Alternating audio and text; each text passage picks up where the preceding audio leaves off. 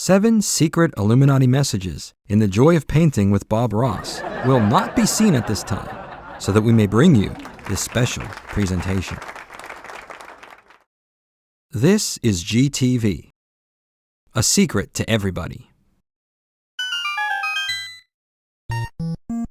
Tonight, I'm going to present a theory, one I've had for a while now, and, if true, will shock the world.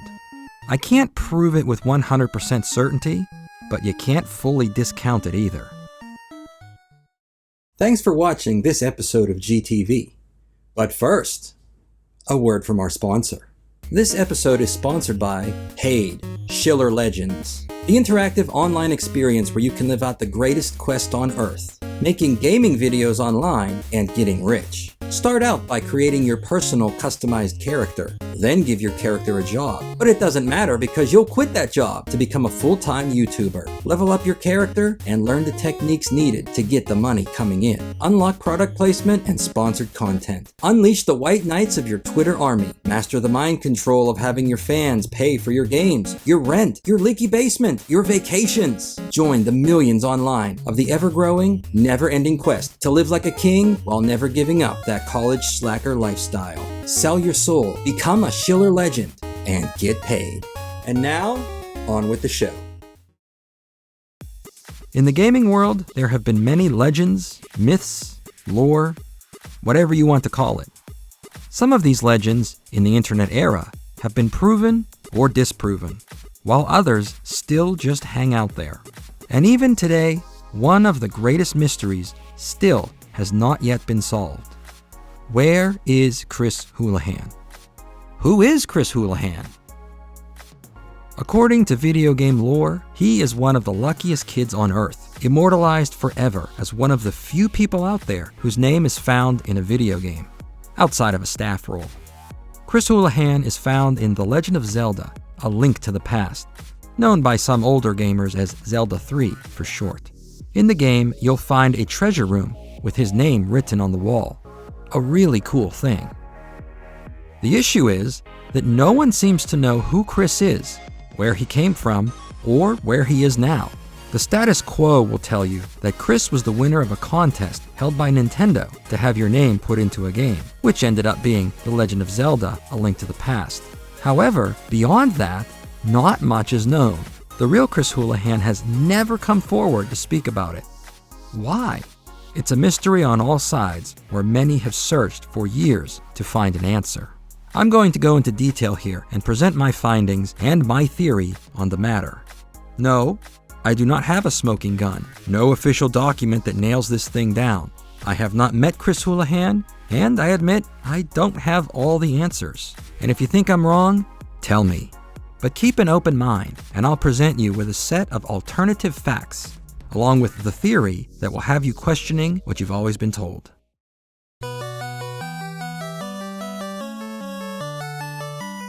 The legend of Chris Houlihan goes back to the summer of 1990. Final Fantasy had just been released for the Nintendo Entertainment System.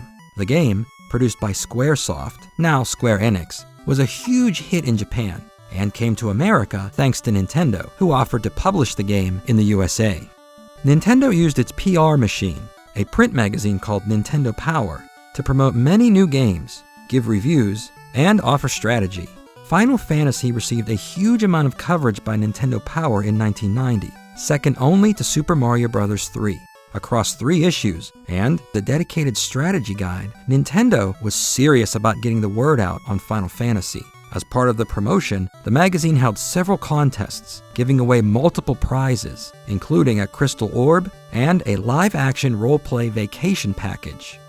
One of these contests that tied in Final Fantasy offered a unique prize to have your name mentioned in a future Nintendo game. To enter this contest, dubbed the Warmech Challenge, all you had to do was capture an in-game photo of a rare and powerful enemy from Final Fantasy, known as the Warmech, and send it off to Nintendo Power by October 15, 1990. The winner would be randomly chosen and have their name in a future Nintendo game, with no other details given. 1990 came to a close, and Nintendo Power moved on. In the following years, people started to discover that someone's name, Chris Houlihan, was in a room in The Legend of Zelda: A Link to the Past. However, Chris's name was not discovered and made known until well after A Link to the Past was released, which in the USA was in April 1992. Only in the internet era did people, en masse, learn of Chris. Part of this is because the room in question is only found via a glitch. You cannot enter Chris's room in A Link to the Past in a standard, proper way, which helped keep the secret well hidden. Chris and his room were never reported on at the time that Zelda 3 was new, not in Nintendo Power, EGM, GamePro, or any other publication. A Google search finds that starting in February 2001, knowledge of the Chris Houlihan room began to appear. On one of these pages from 2001, the author claims he or she learned of the Chris Houlihan room from someone named Starfy, or Starf, who wrote a walkthrough of A Link to the Past. However, any trace of this Starfy person or the walkthrough could not be found. Also, these dates in 2001 might not be perfectly accurate. Maybe 2001 was the most recent update, and the page was made before then. But it appears the discovery of Chris began on a few individual Zelda fan sites, spreading to game FAQs and taking off from there. Once YouTube got going, hundreds of videos showing off the trick and Chris's name spread the word. And these days, the whole story is pretty well known amongst gamers. As word of Chris in his room began to spread, people wondered who he was, where he was, and how did he get into A Link to the Past. These questions have never been answered because, surprisingly, Chris cannot be found. So, where is he? Why is he missing? It seems a little unusual because, in the internet era, many people from the dark ages of those 8 and 16-bit days came out and shared their stories. Winners of the Nintendo World Championships have had interviews and features about them, telling everyone about the experience. Other contest winners have also come out to tell their story, like the winner of the Mega Man 6 and Turok contests. People who submitted letters or fan art have also talked publicly about their 15 minutes of fame. And then there are just general gaming experiences, people telling the world what games they had, what they liked, didn't like, and what the scene was like in their own town. I mean, that is the essence of YouTube, right? There are dozens more examples, but Chris Houlihan isn't among them. There are endless forums out there where you can look up discussions over the last 20 years that ask over and over, who is Chris Houlihan? Why hasn't he ever come forward? Where could he be now? Some of the ultra-curious have gone the step of trying to see if there was any trace of Chris out there. If he was the same age as us, then he, like us, would surely have grown up, graduated, got married, had kids, and maybe made a name for himself in some other way. Or maybe Chris was the father who sent in the entry. Or maybe Chris was Christine and took her husband's name upon marriage. Or maybe, very tragically, Chris passed away at a young age. Every possibility has been searched out. And every single person that tried to find Chris Houlihan came up empty. No graduations, no weddings, no interviews, no obituaries, nothing. Only some claims done in jest without any proof. That's important as it helps solidify my own theory that may put an end to this. And I may be wrong, but I think we would all love a final answer to all of this. It is controversial, but I believe that Chris Houlihan simply does not exist. How can I say that? Chris Houlihan is in the game. He must be real. The answer lies in how Chris supposedly got into A Link to the Past in the first place, the Warmech challenge. Remember that supposedly, Chris won a contest wherein he mailed a photo of a Warmech to Nintendo Power by October 15, 1990. One winner would be selected at random from all the entries. But how many entries were there? By 1990, there were millions of NES owners, and most serious fans had a Nintendo Power subscription. But out of that, I feel the number of Nintendo Power subscribers that owned Final Fantasy during the time frame of the Warmech Challenge has to be small. Yes, Final Fantasy was a very popular NES game, but the game was brand new. The number of kids who had to wait for Christmas was probably very high, very likely for any new game released at this time of year. Personally, I didn't get Final Fantasy until Christmas. Here's actual home video footage of me holding the game on December 25th, 1990. And even with all the full strategy guides and walkthroughs, this was a hard game.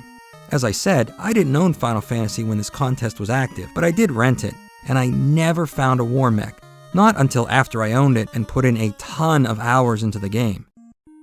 Where do you find a Warmech anyway? There's only one place, in the Sky Castle, where you battle the air fiend Tiamat. The passageway to Tiamat, right here, is the only place, a very narrow bridge. The chance of a random encounter with a Warmech is only 1 in 64 for each step. Most people probably played through the game and never had a random encounter with a Warmech. And after you defeat Tiamat, that's it. You never find a Warmech again. And the game has only one save file. So after this point, you must go back to the beginning and try all over again if you missed it and saved after this part of the game, which you probably did. So how many people were able to find a Warmech during the time of the contest? The deadline was October 15th, 1990. The issue of Nintendo Power was sent out sometime before September 1st, and no one really knows the exact date. But let's be generous and say you had 60 days to complete the Warmech challenge. I reiterate, it was very difficult to find a Warmech in the game. Most people probably missed it. But what if you did find a Warmech before October 15th, 1990? Then you could enter the contest, wherein one person would be chosen at random, and that one person was, so the legend goes, Chris Houlihan.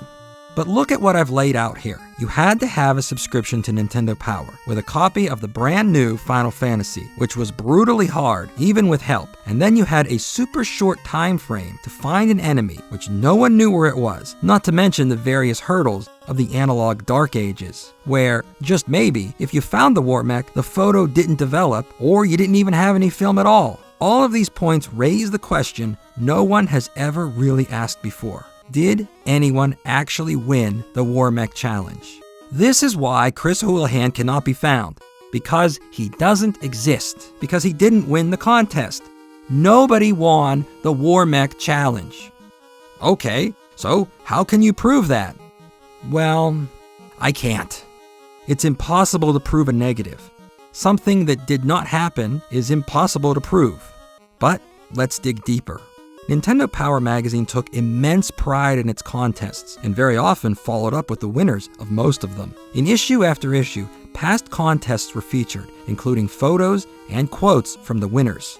It was great PR, showing how regular people just like you could win. Even smaller contests, like games or t-shirt giveaways, had all of the winners listed. There was a rather famous giveaway that never happened. One winner of a Nintendo Power contest in issue 77, October 1995, won a role as an extra in the movie The Mask 2, except the movie never happened. Nintendo Power just kinda moved right along, acting as if it never existed. The winner did actually come forward in the past few years, and told everyone that he received other prizes in lieu of the movie role. However, since it was a mea culpa on the part of Nintendo, nothing was ever said. And in the dark ages before the internet era, things often just quietly moved on and became forgotten. And that's what happened here with the Warmech challenge. Don't you see? There were other Final Fantasy contests. Each one of them mentioned the winners. But not this one. And Nintendo Power had an amazing opportunity with Chris Houlihan being in A Link to the Past. First, just announcing the Easter egg in the game, and then maybe even having another contest. Be the first to find Chris in A Link to the Past. It really lent itself to more self-promotion, if you think about it. But Nintendo Power never mentioned Chris Houlihan. The discovery of the room was not made until years later, and no one can enter Chris's room properly as an intended part of the game. Which leads me to believe that someone in those early internet days saw the Warmech challenge, saw Chris Houlihan in A Link to the Past, and just assumed Chris Houlihan was the winner. From there, the idea spread, and after a while, just became part of the legend. It is unusual to have a regular, real name in a video game after all. And there was a proper contest to do so around this time. It's not that hard to see how these separate events could become conflated. So why is Chris actually there? In the Japanese version, which came first, it's just called a secret room. And in the re-release of the game for the Game Boy Advance, Chris's name was removed. So much for immortality.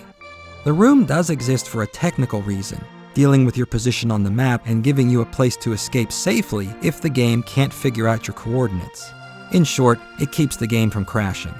The best hypothesis I have come up with on why the room is there is that Chris Houlihan was a placeholder name. The text and code in a video game is not like the text in a book. It's not in chronological order. So the room was given a made-up name so that it could easily be searched for and replaced later, while waiting for the contest to have a winner. And when no winner was found, the room was not added as a standard part of the game, left to be forgotten. And that is even if this room was intended for that contest. There's also a chance there was no thought of using A Link to the Past as the game to reward the winner with, making things even more complicated. Am I wrong? Maybe. If I am, I would love the real Chris Houlihan to tell me I'm wrong. But until he does, this theory should stand as a possibility. I mean, where is the evidence the story, as it happened, is true? There isn't any. And, of course, in trying to get to the bottom of this, I reached out to Nintendo to find someone who can deliver the truth and back it up with proof. Every time I reached out for comment, it was met with silence. No reply whatsoever. Did I uncover the truth they don't want known? Do they have something to hide?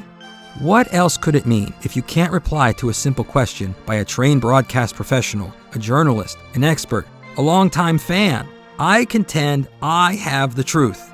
They can't run from it, and when the truth does come out, they will have to answer. Why keep a secret for 30 years? Since Nintendo refuses to comment, I guess there is no real answer. But if you believe me, based on the evidence here, then stand up and share the theory, change the minds of others, and just maybe alter the narrative to bring us all closer to the truth.